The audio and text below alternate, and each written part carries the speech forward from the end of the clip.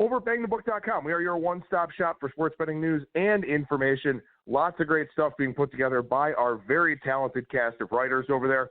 We've got Danny Borges' model overview for his NFL power ratings, also his thoughts on home field advantage. My Week 1 college football power ratings up as well. Situational betting article for the college football games this week. Some pretty interesting spots here that you'll definitely want to keep an eye on. Plus, we cover WNBA, golf, soccer, NASCAR, UFC, you name it, we've got it over at BangTheBook.com. As you know, this and every edition of Bang the Book Radio, presented by our friends over at DSI Sportsbook. BTB, the number 200, is that promo code. 100% deposit match bonus for the sportsbook, 100% deposit match bonus for the live casino at BetDSI. It's only a game until you bet it. Now, I sound a little bit different here on today's show, doing this one mobile with my phone, so my apologies for that. I'll do the best I can in the editing process, both for the segment here with Kyle, which is actually going to take up the whole show, and also for the usually unedited broadcast. But I'll take a look at that and try and update the sound for you a little bit here as we go along. Finally, real quickly here, if you're signing up for the Westgate Super Contest, the Circa Million, the Golden Nugget Ultimate Football Challenge, any of the contests going on out in Las Vegas, you're going to need a proxy if you live outside of the state of Nevada. Maddie and Tony over at footballcontest.com do a phenomenal job for us.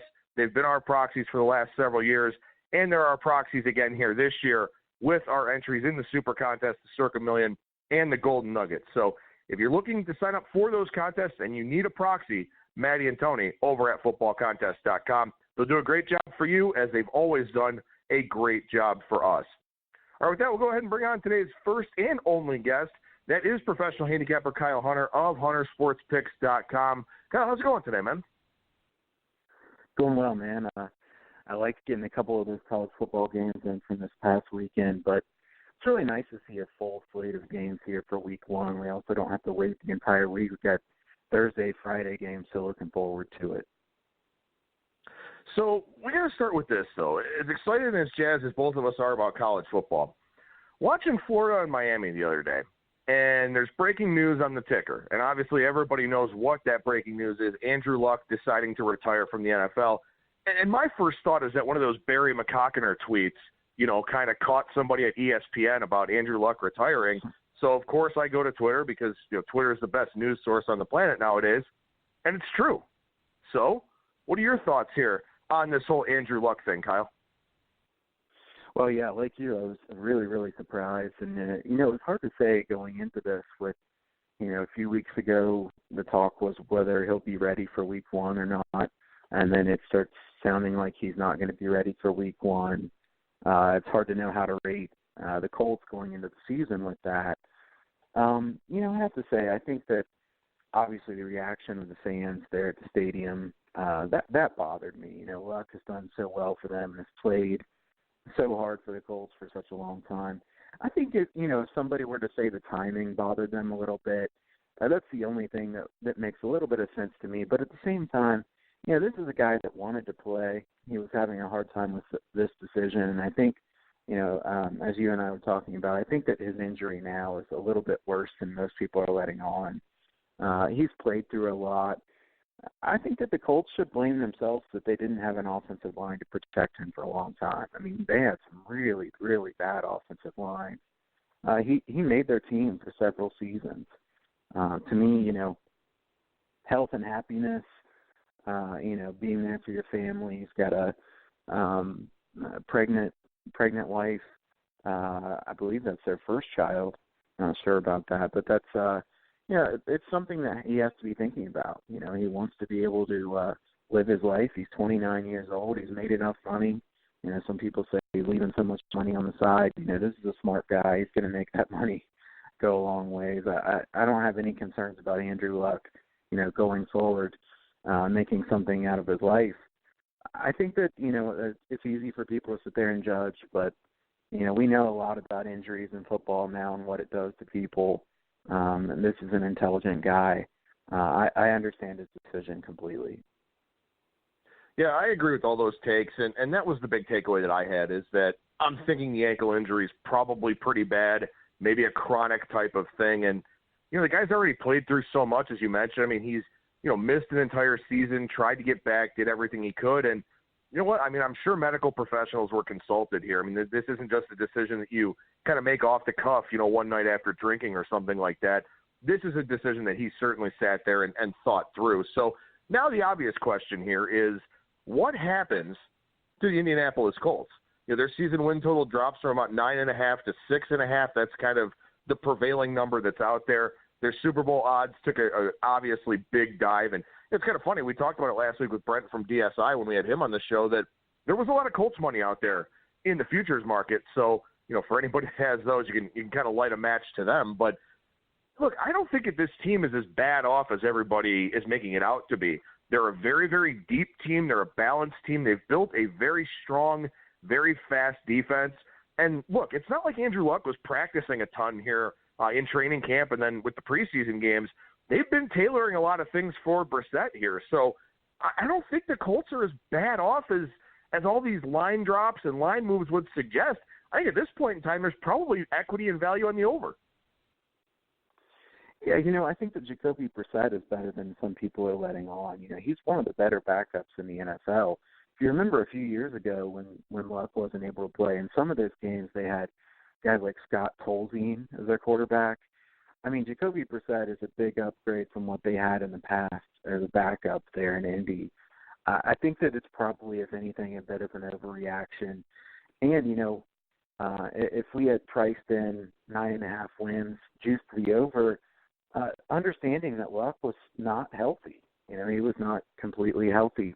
It seems like a fairly big reaction to move them down that much. Like you said, actually, this Indianapolis team around Luck was better than the teams in the past years. So, it wasn't going to have to just be all him. I think Brissett's a pretty good backup, certainly better than the average backup.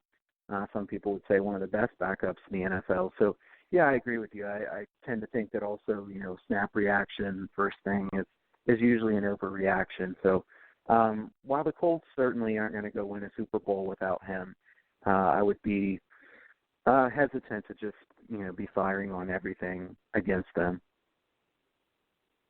All right, so speaking of reactions here, let's do some from week 0 of the college football season. And look, I mean, I guess we'll be nice and say that these were kind of chaotic games. Really, when you look at them, and, I watched a lot of the Florida-Miami game, wasn't able to watch too much of Arizona and Hawaii, and obviously I missed a real barn burner there. But the biggest takeaway I had from week 0, well, 2 of them. 1, play calling in college football sucks. And 2, man, those were 2 sloppy games. Yeah, very. And I didn't watch too much of the Florida-Miami game and watched almost the entire game from Arizona and Hawaii. So, I would say that what I saw with Miami and Florida game was, Florida, a lot of turnovers, Miami, a bunch of penalties, very sloppy game. And then all the turnovers from Hawaii in the second game. It was definitely 2 sloppy games that ended up being 2 close finishes. Whether you want to say it was exciting, it wasn't great football, that's for sure. The very end of the Arizona and Hawaii games was obviously a really good finish. Florida is a team that may have been overvalued a bit in the markets going into the season. They didn't really play that well against good defenses last year. I think, like I said, Felipe Franks, and this is something we talked about last week, I think the jury's still out on Felipe Franks, and he didn't look very good last week. It's a good defense that Miami has, so I wouldn't want to downgrade Florida's offense too much. On the other side, Miami has a freshman quarterback in his first game there. I thought he played pretty decent, especially considering that Miami offensive line was just terrible. I mean, he was under pressure immediately every time. For a freshman playing in his first game, I think he was a little bit better than I would have thought, given all the situations in front of him there. Miami is pretty much what we thought they were as far as defense. They're solid. Offense was going to be the question mark. I think the offensive line was very worrisome. Florida's defensive front is going to be better than most defensive fronts that they play. Still, that was an issue. I think that overall Miami played very hard. A lot of penalties, like I said. Florida, I think they may have been just a little bit overvalued. I did downgrade them a little bit in my ratings. So from that game, that's my takeaway. What was your takeaway from that game? Yeah, I mean, I'm not really sure what I'm going to do from a power rating standpoint as of yet with these two teams because, I mean, look, the number didn't really move a ton out there in the market. I had the number pretty close, so I don't want to make too many overreactions here based on the one-game sample size, but there are a couple things. I mean, look, Miami should have won the game, so there is that. But at the same time, Jared Williams didn't turn the football over, and he was put in some very bad situations under the shadow of his own goalposts. He took care of the football and gave Miami a chance to win this game. I mean, they had the muffed punt. Florida had some short fields, stuff like that. But Jared Williams didn't make any glaring mistakes. I mean, he didn't go out there and win the football game for him. He did struggle a little bit, getting rid of the ball, going through his reads, stuff like that. The game kind of sped up on him at times, and that'll happen when you get a redshirt freshman. But he didn't have a pick. He didn't fumble. It wasn't his fault that Florida kept getting short fields. So I think in that respect, you do kind of have to like a little bit of what you saw from Miami. On the Florida side, what really concerns me is they didn't take many shots down the field for Franks. And that implies to me that Dan Mullen doesn't really think that Felipe Franks is progressing a whole lot as a passer. And I was hoping to see that here, in year 3 for both Mullen or in year 2 for Mullen and also year 3 for Franks. I didn't see that. And that's a problem for me with this Florida team. Look, they're going to probably play a lot of close, low-scoring games, but like you, I think I'm going to have to downgrade them a little bit. Yeah, I think so as well. It's not going to be a huge move, like you said. I don't want to overreact, but I'd be concerned about that Florida offense. Can the defense carry them all the time? Florida will need to be able to run the football well to score too much because I don't trust that passing game very much. And if you look at Arizona and Hawaii, I mean, it's hard for me to not start with, Kevin Sumlin is been a really big disappointment here at Arizona. And like I mentioned last week, I wonder if Kevin Sumlin just kind of went down to the SEC, surprised people with the unique offense that people weren't running there in the SEC, had Johnny Manziel, and heck, say what you will about Johnny Manziel and not being able to stick in the NFL. Manziel was a really good college football player. Maybe he was able to, mean a little bit more to Kevin Sumlin than most people thought at the time or than most people will give credit for now. I think that Kevin Sumlin has been extremely disappointing. He still has the talent. I mean, they have plenty of talent, especially on offense. Obviously they got their yards and they got their points against Hawaii, but they're supposed to. Hawaii's defense is very weak. Defensively, you would have thought that Arizona could put up a better performance than that. Cole McDonald threw the ball to Arizona so many times. I mean, Hawaii kept Arizona in that game. If Hawaii hadn't turned it over, we wouldn't have gotten that close finish that we got. So, Hawaii was able to move the ball at will. And, I thought it was interesting that Cordero came into a tie game. They brought Seven Cordero, and I know that he was a highly touted guy, a guy that they really like a lot, but they put him in an interesting spot there. He comes through with that really, really good touchdown pass there on 3rd down, which was the key play in the game there in the 4th quarter. It was an interesting game there in the 4th quarter. My biggest takeaway from that game is Arizona just a very big disappointment. Yeah, I mean, you look at Kevin Sumlin and the mistakes that he made, some clock management issues, some strange play calls in some certain areas, and maybe that falls on Noel Mazzoni. But look, I mean, here's the thing. I don't really know exactly how I want to evaluate Hawaii coming out of this game. I mean, scoring 45 points with 6 turnovers is pretty insane. I mean, winning the game with a -4 turnover margin is quite impressive. On the other hand, they gave up 539 yards, and Arizona only had the ball for 22 minutes. So lots of big plays, big, huge gaps in this Hawaii defense. And look, I will say this. I mean, Nick Rolovich has his teams ready for week 1. I think it's they've covered 10 straight week 1 games or something like that. Obviously, this was week 0, and they had played the week 0 game before. But, I don't know. I mean, Cole McDonald, interceptionitis. They moved the ball on a pretty bad Arizona defense. And really, I don't know why Marcel Yates still has a job down there with the Wildcats. But I don't know what to do with Hawaii here. And this is what I was worried about because I mentioned this on last week's show. Arizona and Hawaii will play on teams for me. I wanted this game to fall close to the number. Arizona wins by 10, something like that. Now I don't know. And the problem is now I don't know about either one of these teams. So I don't want to make any, knee-jerk reaction judgments or anything like that. I don't want to throw away all the work I did over the summer. But at the same time, these were two teams I wanted to play on, and I didn't really love the performance from either one of them.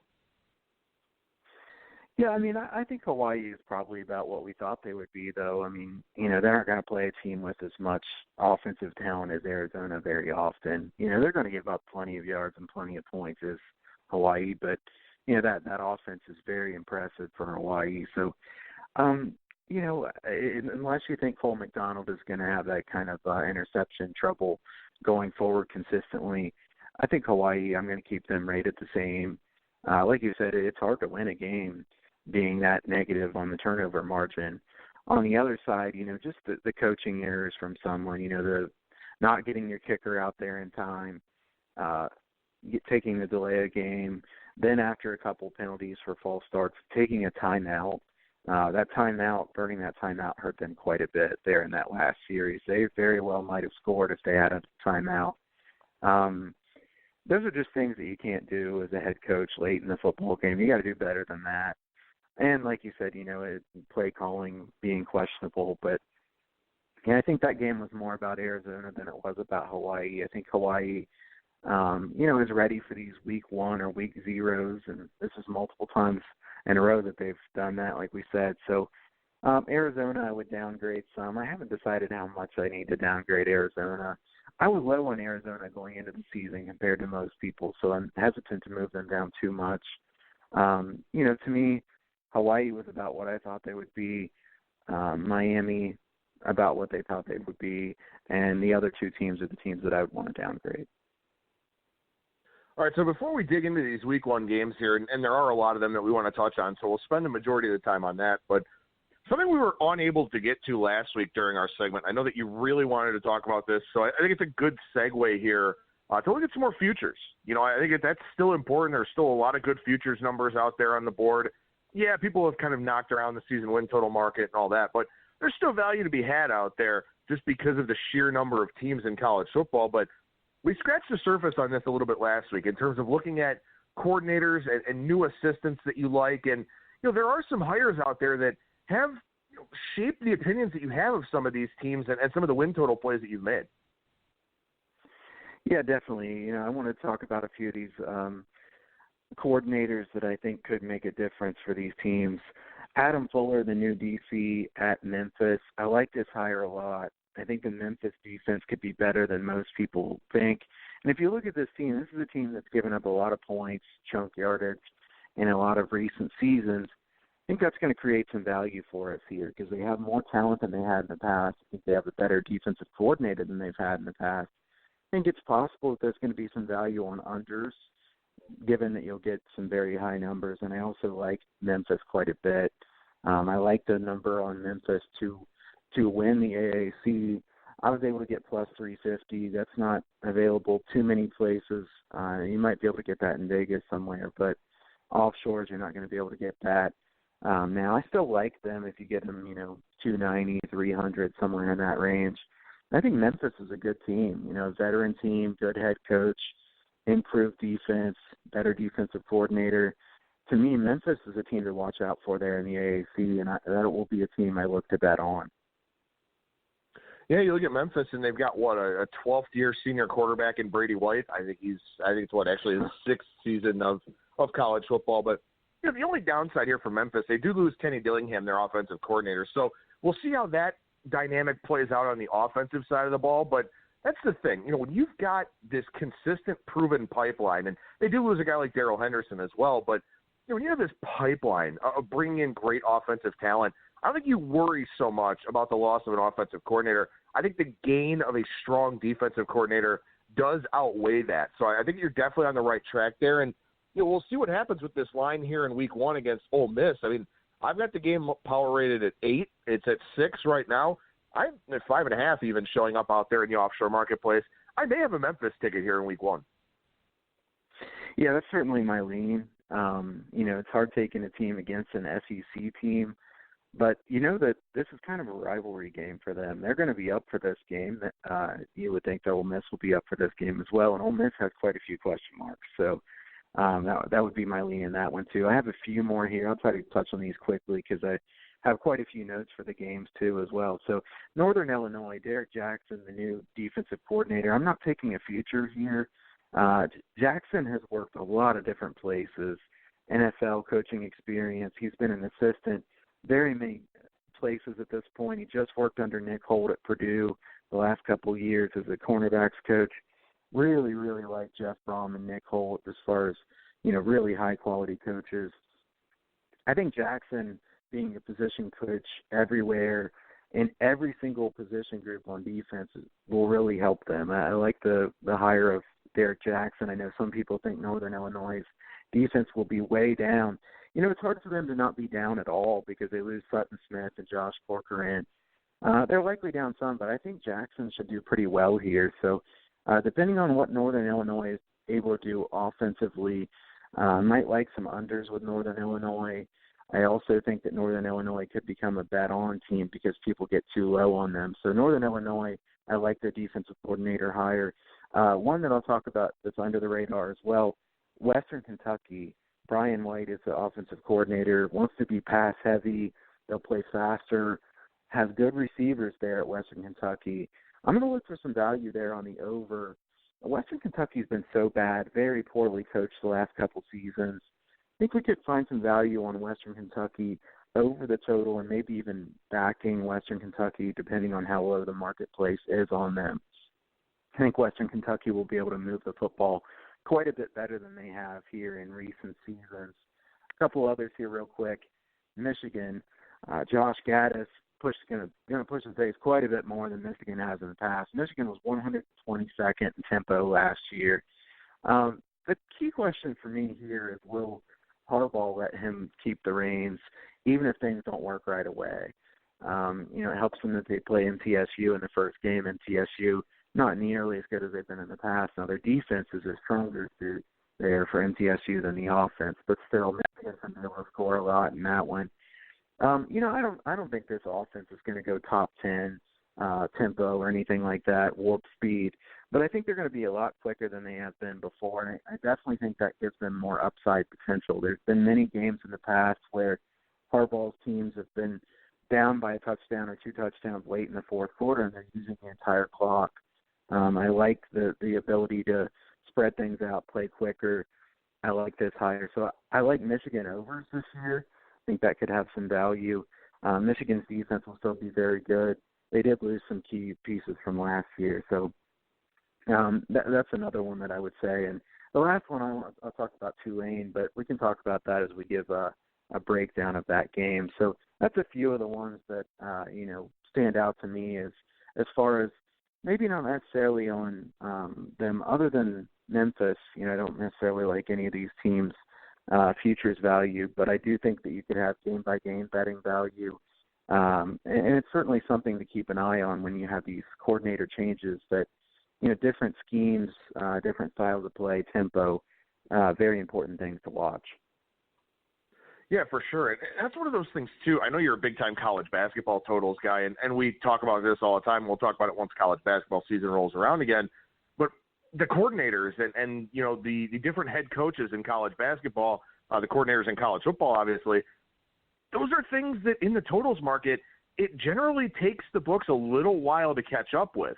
They're going to know, take Florida State, for example, Florida State's going to play faster with Kendall Briles. We all know that. But if they're very efficient, how quickly do they make that adjustment? With a Power 5 team like Florida State, it's probably going to be quicker. With a team like Northern Illinois, for example, where you've got, an NFL running backs coach and Hammock as your head coach here, you got to think they're probably going to try to win the game on the ground, which means low-scoring games. And as you said, this is a Northern Illinois team that people have soured on a little bit, myself included, but they're regularly the best recruiting program in the MAC. So they still have a lot of talent there. And a lot of talent on defense, a lot of talent on offense. So those coordinator things are very important, too, because not only do they matter here in the context of a game-by-game basis, but also they can keep those recruiting pipelines going, because one of the ways you get to be a good coordinator is you get the right kind of talent to fit your scheme. That's how you get noticed. That's how you get jobs. That's how you graduate from being a position coach to a coordinator. So these programs that already have a lot of talent to work with, they should just get stronger if these coordinator hires pan out. Yeah, I think so. And I think that, as you look at teams that have a decent amount of talent, yes, they lose stuff from last year, like in the case of Northern Illinois on defense. But, when you recruit as well as they have compared to the teams that you're going to play against, if you have a good coaching staff, then you should be a quality team yet again. So sometimes those losses or key people that move on can be overstated, and that can be something that people put too much stock into. So, watch these assistants, watch the new coordinators, especially the ones where there's going to be change. Like Adam said, I think the biggest point here, a team like Western Kentucky, places like Northern Illinois, if there are changes in scheme, it's going to take a little bit longer for there to be adjustments. Places like Michigan or, Alabama or something like that, the adjustment's going to come quicker because, there's so much money that goes into that game. So you want to try to look for the under-the-radar ones as much as you can. All right, so if we take a look at week one here, the odds board lighting up as we expected. Game week, limits get higher. We're starting to see some movement out there in the marketplace after a lot of these numbers have largely been stale, for the last 5-6 weeks or so. Game 133, 134, UCLA and Cincinnati. Bookmakers down to 2 in the offshore marketplace. There's 2.5s and 3s out there on the board. So I'm going to wind up owing Brad Powers dinner for this one. I'm a little bit surprised to see this move early in the week here on UCLA, traveling virtually cross-country. I think both of these teams have some question marks, but, hey, the market is speaking, and I guess we have to respect that. Yeah, I've got a lot of thoughts on this game, so I'll try to keep it as quick as I can. But, last year Cincinnati, 26-17 win at UCLA, a very evenly played game. Cincinnati with 18 first downs, 15 for UCLA. UCLA with 306 yards, Cincinnati 304. UCLA 0 for 2 on fourth down in that game. Cincinnati 3 for 4 on fourth down. That was a big difference there in that game. Michael Warren ran the ball 35 times last year, caught 3 passes. I think he'll get plenty of touches again here, but Cincinnati has a really, really impressive depth in the backfield. I would expect, some of those youngsters to get a few more carries than they did last year.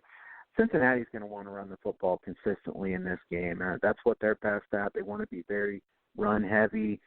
If you look at statistics from last year, Cincinnati was certainly the better team, +6 sack margin. UCLA -17 sack margin. Cincinnati was 7th on third down conversion percentage, 5th defensively in third down conversion percentage allowed. I think both of those are likely to regress toward the mean a little bit, especially since they were so good on third and longs. On 3rd and 7 or more last year, Desmond Ridder, QBR of 184.8. It's definitely unsustainable. UCLA did play the 15th toughest schedule last season, according to S&P. Cincinnati 108th. To me, Cincinnati lost 3 key offensive linemen, 2 first-team AAC guys. Let's see if that matters. Is that going to be something where Cincinnati can't run the ball as consistently as they did last year and they have to throw it more? If so, then that'll change this offense more than some people might think. I do think that in this game it might be hard to figure out how much down the offensive line is there for Cincinnati. UCLA's weakness is on the defensive front. They only had 15 sacks last year, only 55 tackles for loss. They were only ahead of Oregon State in the Pac-12. Oregon State had 53. If you're making any kind of company with Oregon State in defensive numbers, then that's not good. So UCLA has to get in the backfield at least some of the time. As I look at this game, Dorian Thompson-Robinson, DTR, really improved as the season went on last year. Chip Kelly's offense should be a lot better in year 2. How much are they going to be better? We know they're going to be better. How much is the question. I think he is the offensive line. In the Jim Mora Jr. days, and Adam and I did a lot of talking about Jim Mora Jr. A couple of years ago, but the offensive line was really pitiful. Kelly's coaching staff improved it quite a bit in year 1. I would expect quite a bit more improvement this year. I think they want to run the football here as well. They averaged 4.12 yards per carry last year, got up to 4.32 yards per carry in Pac-12 play. I think UCLA wants to run the ball here too as well. Cincinnati's D-line is down some last year, and the Bearcats secondary, very, very good. I think they'd be tough to throw on here in this game. So, I think this is a really good game. The line move here is interesting. I figured this was going to sit at 3. Figure there might be a chance it would go to 2.5 at one point, but seeing it at 2 really surprises me quite a bit. I think this line's probably going to go back up to 2.5, maybe 3. You might see a split line, 2.5, 3. It's 52% of the bets right now on UCLA, 73% of the money on UCLA. So we definitely have some sharp money here on UCLA. To me, this is a tough one to find value.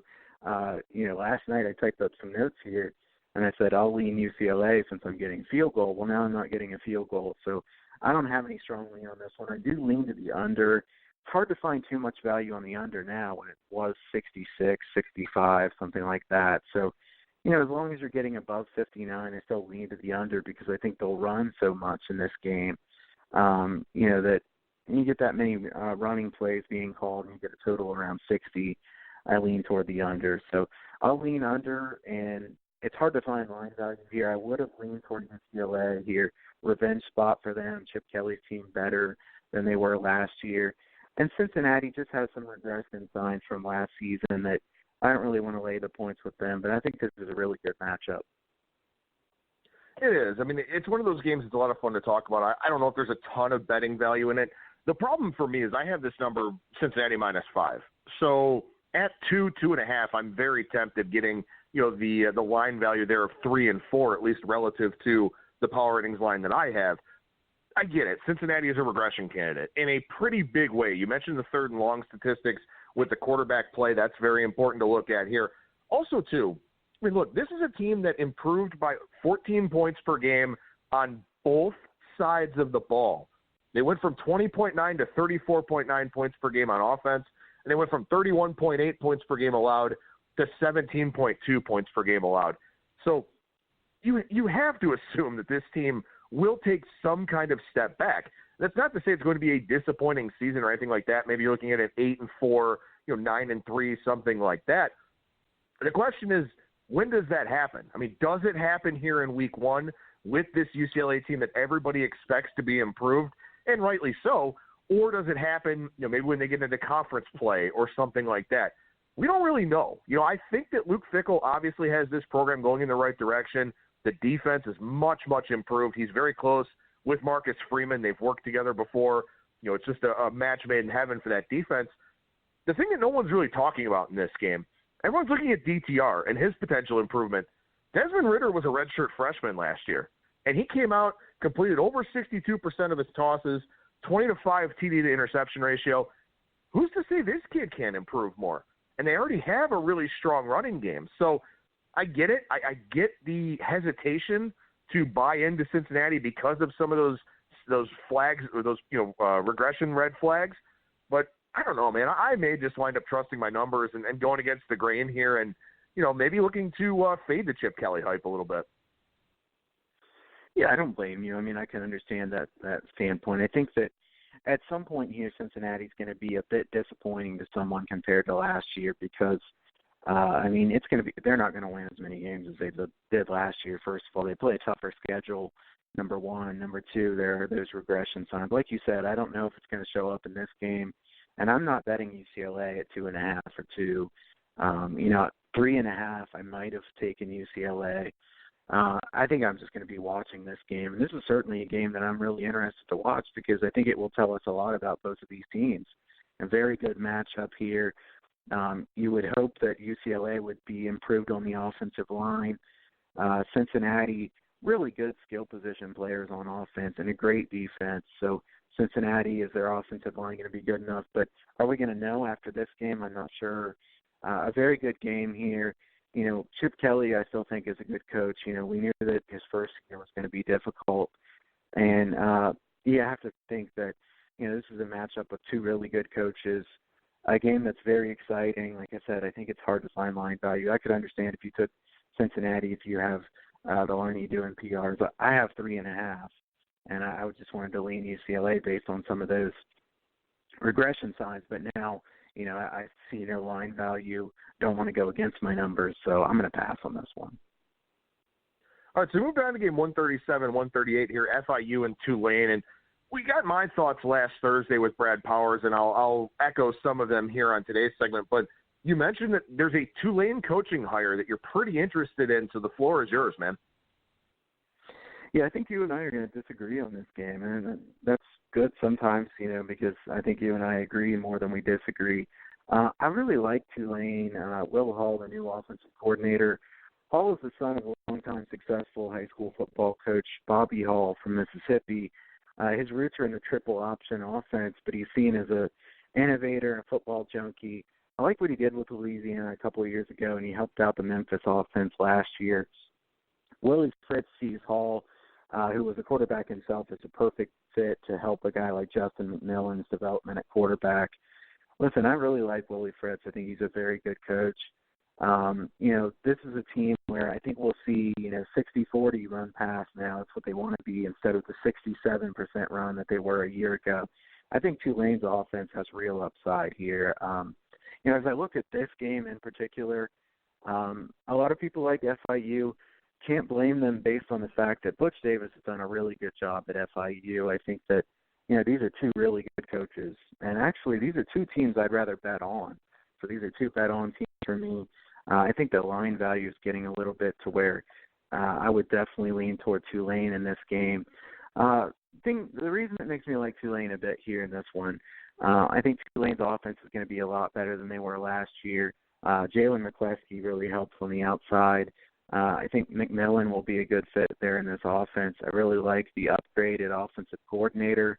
FIU's offense was more explosive last year, definitely, than Tulane. I think Tulane's offense will improve more. And I also think if you look at strength of schedule, FIU played 123rd strength of schedule compared to 79th for Tulane. And obviously Tulane plays in a more difficult week than FIU does. The other thing that I would lean here is toward the over.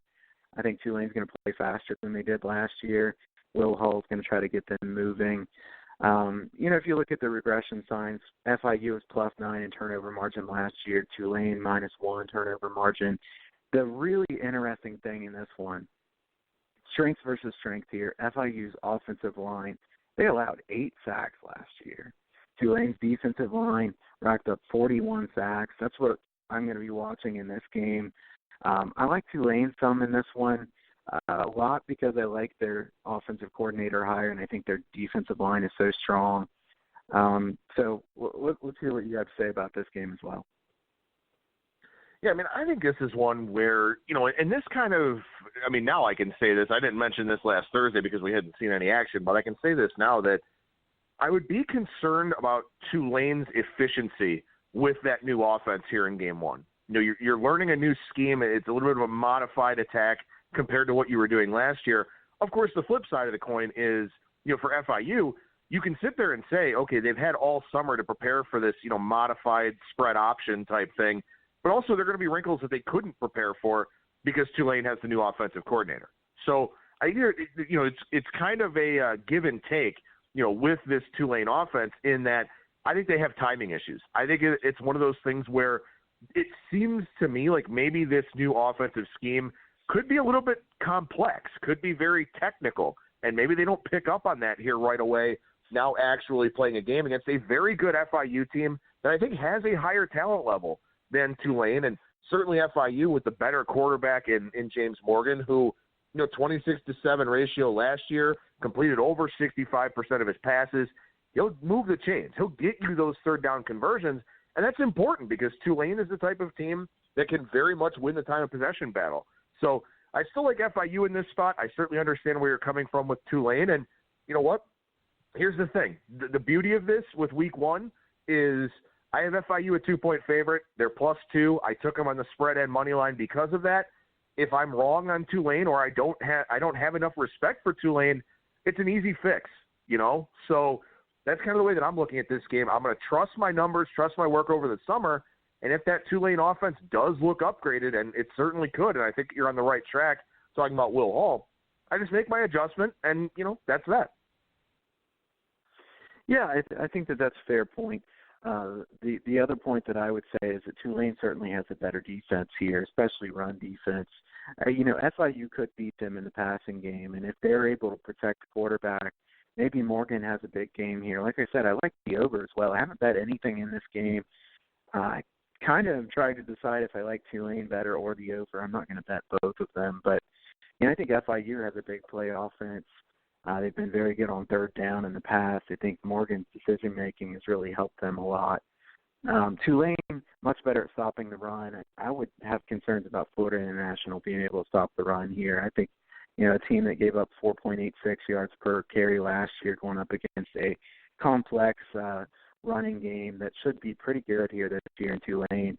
I would think both teams have some big plays here on offense, and if Tulane actually is going to play faster this year, then over 57.5 might not be as difficult to get to as you might think. So another interesting game. Like I said, actually, these are two teams that I'd like to bet on as we go through the course of the season. I want to spend a couple of minutes here talking about game 141-142, Kent State and Arizona State. Arizona State, 25-point favorite, total in the low 60s for this one. This is a game that not a lot of people are going to talk about. A lot of people are just going to gloss over it, largely because of the big number that's out there. But you and I both think that there's some intrigue to this game. Yeah, I think Kent State's a team that's going to improve quite a bit this year. It doesn't really show up too much in the stats, but I think Lewis did a good job in his first year with Kent State. He walked into a really difficult situation. They had a pretty good fit there at quarterback. He gets a second year in that system. I think Kent State's offense will be a good amount better than they were last year. And the defense, obviously, they struggled last year, but you knew they were going to struggle in the first year of this, really up-tempo offense. They were 8th in tempo in the country last year.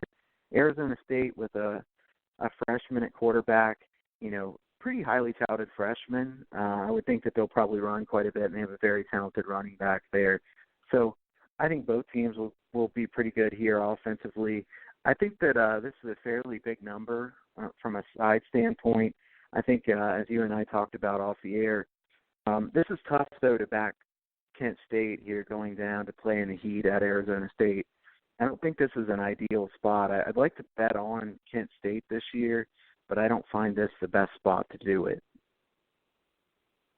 Yeah, I believe when I was looking at this game last week, the look-ahead forecast said it was supposed to be around 98 or 99 degrees at kickoff. So that's the question that I have. And there are a handful of these weather-related games here in week one where you can't simulate heat. You can't simulate humidity.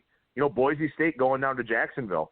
You can't really simulate those weather conditions. Of course, they've won and covered in blowout fashion at Troy and at Louisiana over the last 3-4 years. So didn't really bother them there. Obviously, Florida State, much better, much more talented than those two teams. But, that's the thing I worry about with a team like Kent State going way out west here to Tempe is, how do you prepare for that heat? I mean, you really can't, especially that really dry type of heat down in the desert. So that would be my concern for anybody looking to take the 25 is, what does Kent State have left in the fourth quarter where, it's going to be after sunset there in Tempe, and it's still going to be, 92, 93 degrees by the time the fourth quarter rolls around. How much does Kent State have left, especially with that breakneck tempo they try to play at? So that would be my concern for both side and total here in this one. And again, these are things that you have to factor in with these early season non-conference games. So just some food for thought there for our listeners. But I want to move on to the Holy War, game 143-144, Utah-BYU. This number anywhere from 4.5 to 5.5 in the market, total in the upper 40s. And, you and I were talking about this one a little bit in that Utah's got so much hype. They're favored to win the Pac-12 South. A lot of people like this team. Lee Corso, I don't know, it might be time to put him out to pasture, but he's got Utah in the college football playoff. And BYU's taking money this week, even though they've lost 8 straight in this rivalry. Yeah, I mean, first of all, I was pretty bummed when I saw how much hype Utah was getting. With Phil Steele being really, really high on Utah, obviously that's going to influence the market. A lot of other people liking Utah a lot. I always like being high on Kyle Whittingham's teams. He's an excellent coach, very, very good coach. Some people have gotten a little bit out of control with this hype, though. I mean, people talking about them having top-notch talent, putting them in the same list as some of the other top teams as far as talent. This is not Clemson. It's not Alabama. Utah's a good team. There's just so much hype around him right now. And the team's 17-9-1 ATS the last 2 years. Expectations being so high, I'm really worried to be backing Utah right now. And the way I would say this is, when you look at Utah, if they lose a game like this, they get an upset where BYU beats them, maybe we do find value on Utah. And in some ways, that's kind of what I'm hoping, because, you get a game that's really highly viewed, a game that's going to be seen by a ton of people, and there's going to be a lot of people watching this game, and they should be. I think this is my single favorite game to watch this week. This Holy War is a great rivalry. BYU's lost a bunch of these in a row. BYU led 27-7 with a minute left in the third quarter last year and gave up 28 unanswered points. BYU outgained Utah handily in that game. I think that this is the spot where BYU has to be so hungry for this game, and I really don't think that Kyle Whittingham would have wanted to play BYU in the first game of the season this year, given all that hype. Utah, at this point, with all the hype that's been around them, they've had to hear it. They don't just live in a vacuum. So I'd worry about a Utah ticket here. This team has been hearing about how good they are all off season. I think Zach Wilson makes this BYU offense quite a bit better. Not amazing playmakers around them for sure, but they are improved. I think even without Taki and Kafusi there on the defense, BYU defense is going to be very good again. If you look at yards per play margin last year, Utah was 20th in the nation. BYU was 28th. So there wasn't that much difference in these teams. Utah, the best special teams in the country last year, and this is their biggest edge and something you certainly want to consider when you're handicapping a college football game or NFL game for that matter. But if you look at that game last year, I will say one thing I want to point out that some people won't mention. Utah was dealing with injuries in that game. So Tyler Huntley, Zach Moss did not play in that game. That certainly hurt them quite a bit. What do I think about this game? I think that Utah is a little bit better than BYU. I think the gap between these two teams is not as wide as most people think it is. I lean BYU in this game, so I would taking a side. I would take BYU. This number here, not good enough for me to want to fire on it right now. Let's see what happens with this number. Like I said, I might look to back Utah in future weeks if they lose this game straight up. These are both teams that I would like to be high on, but Utah, the hype is just out of control. One thing I do want to mention here real quickly, and then I know there's a few games we want to try to get to on Friday here. Arizona didn't look very good in week 0. Let's say Cincinnati controls the game against UCLA. Let's say Kent State hangs in there with Arizona State. And let's say BYU, as the line movement suggests here, keeps it very close with Utah or maybe even pulls the outright upset. Perception of the Pac-12 is going to get pretty bad pretty quickly, because these are all spotlight types of games where, there's 6 FBS games on Thursday. So everyone's paying attention to the ones with the major conference teams. You got the Pac-12 teams in action here on Thursday. You had Arizona in a spotlight game against Hawaii over the previous weekend. Perception of the Pac-12 could go south in a hurry and could create some good betting opportunity on that conference. Yeah, I definitely think that's true. And like you said, there's going to be a lot of people watching these games. The Pac-12's already had one game where they looked really bad. If this becomes a theme, then that will be a talking point, and we'll find some teams that have some value here going forward. The other thing I would say about this game is I lean toward the under. I wish I could get a higher number. If you could get 49 or better, I might be taking the under. I don't think that's going to happen. So probably will be on the sideline here, but my lean still, even at 48, would be the under. Both of these defenses very good. I think it will be hard to get very many big plays on offense in a game like this. More than anything, I think this is going to be a really, really good game. So really looking forward to this one. All right, let's talk about the other FBS team from Utah here. Utah State, the Aggies, on Friday night make a long trip to Winston-Salem to take on Wake Forest. The Demon Deacons, 3.5-point favorite here, game 147-148. Total has shot up like a rocket from 57 to as high as 63.5 out there in the offshore marketplace. Wake Forest announces Jamie Newman as the starting quarterback. I think that the people that that model on an individual player level do like him a little bit more than Sam Hartman. So we'll see him at Wake Forest very deep at the quarterback position. The problem is they're not all that deep anywhere else. Yeah, I think that the head coaching matchup is interesting here, too. I think it's a coaching downgrade from Matt Wells to Gary Anderson. I know Anderson had success at Utah State before. Unless you're an excellent, top-notch coach, I don't think it goes as well the second time. I think they often disappoint. A guy comes back to the same place, especially when they've been at a bigger job, then comes back here. I mean, let's be honest, Gary Anderson didn't exactly finish his last two jobs well. So, I think this is a downgrade for Utah State. They've got Jordan Love back on offense and one other starter on offense. So last year's stats don't mean anything to me right now for Utah State, especially offensively. Whole different coaching staff. None of the guys back on offense than Jordan Love. And Jordan Love's very good. I know the NFL scouts like him. Let's see what he can do without, the same kind of talent around him. Having said that, this Wake Forest defense could make the Utah State offense look pretty good in this one. Wake Forest has Lyle Hemphill as a defensive coordinator. He was named that right before the bowl game last year. They played a bit better in the bowl game. They gave up a lot of points, but they were really getting chewed up on defense before that. So we'll see if he's an improvement as defensive coordinator. I think Wake's going to score plenty of points in this game.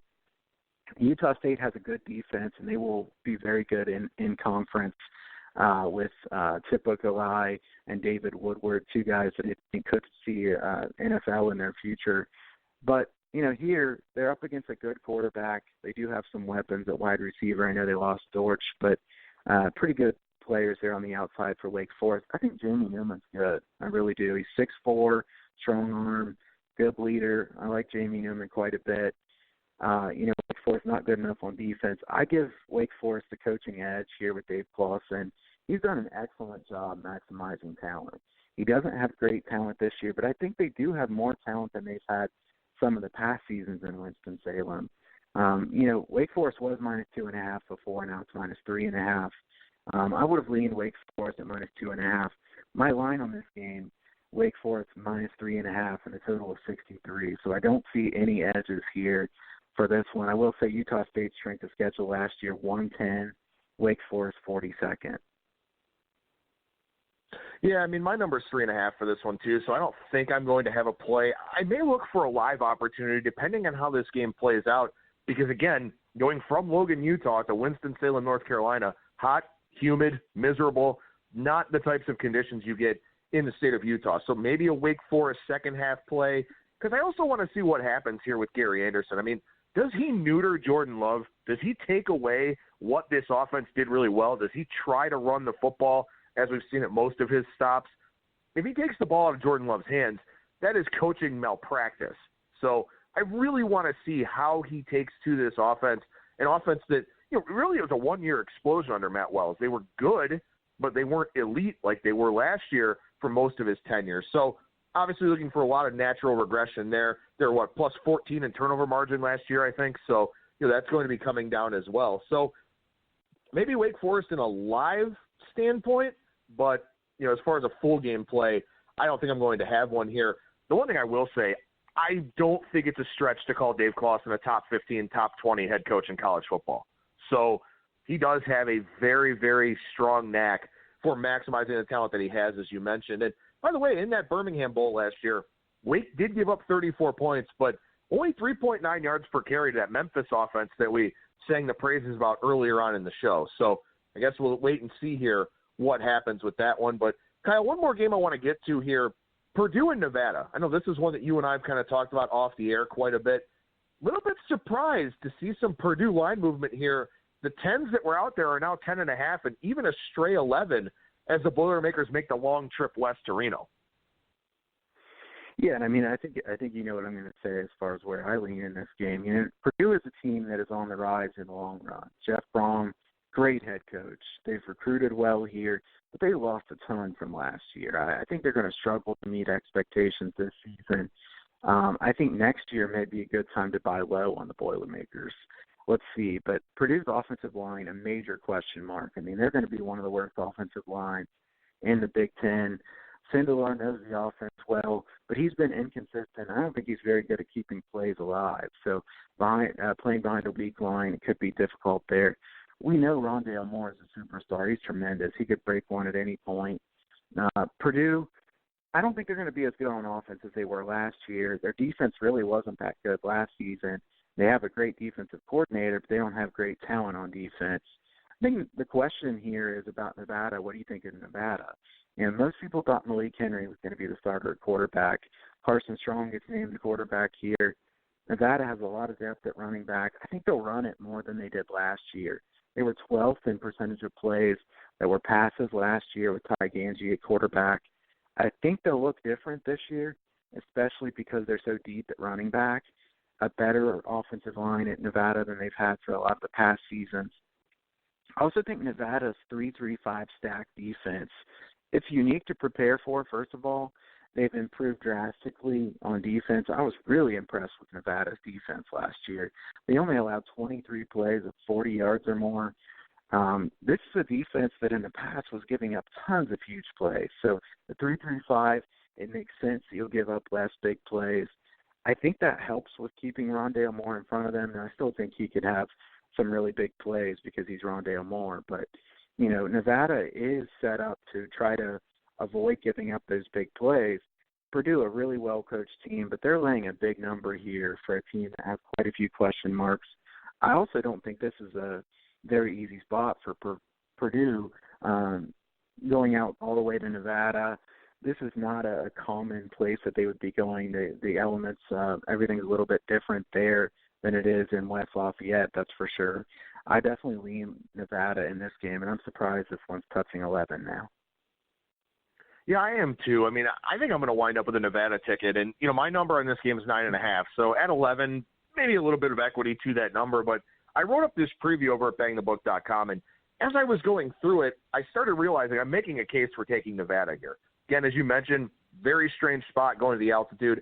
The defense with Castile, with that 3-3-5, was a big talking point in my article. From 2017 to 2018, they improved by 0.8 yards per play and gave up a touchdown less per game. The 3-3-5 stack is something you really do have to cognizantly recruit for. And Castile didn't have those guys. And this is a defense that in 2016 gave up 6.6 yards per play. So they've improved by almost 1.5 yards per play on defense since Castile took over in 2017. So I would expect additional improvement from them on that side of the ball. I like Nevada here in this spot. And I didn't think I was going to have a play on this game, but the more I looked at it, the more I wrote it up. Why should I trust Purdue to go on the road to elevation where they're probably going to get tired in the fourth quarter and have to win this game by, now 12-plus points if you get an 11 out there? So this game, the more I think about it, too, it almost kind of sets up like that Arizona and Hawaii game.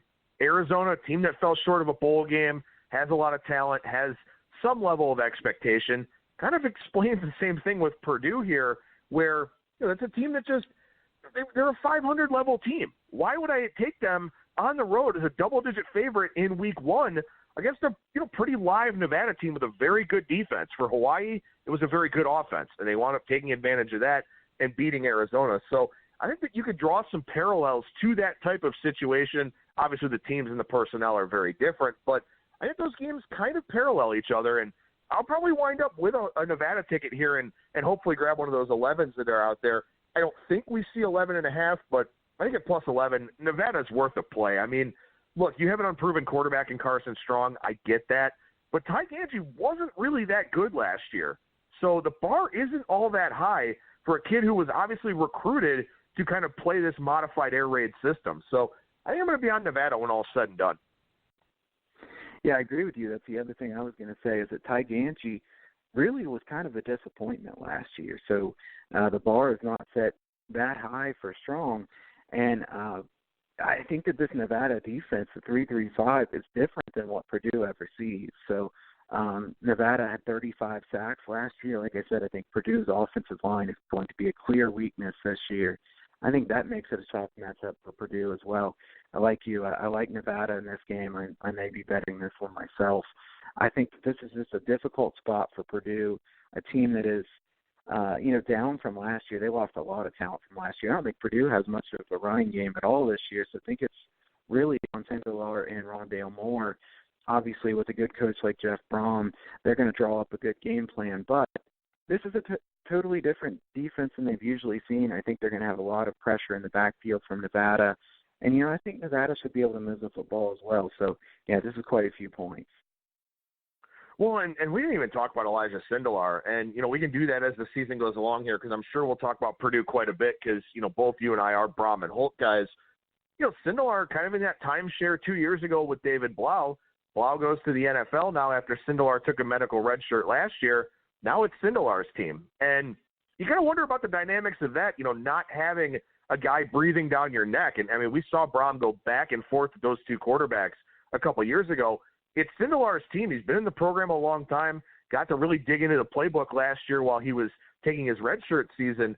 But I also don't really know what he is. So that's another factor here probably working in Nevada's favor for this one. Kyle Hunter, professional handicapper over at huntersportspicks.com. What's going on over at the website right now, man? Well, with the season kicking off, got some specials for college football season, $500 for all the college football plays all season long, $750 for college football and NFL combined. You can check that out at huntersportspicks.com. You can also go over there and sign up for my free picks newsletter. I'll be sending one of those free plays this coming weekend. Those free plays have been on a really nice hot streak.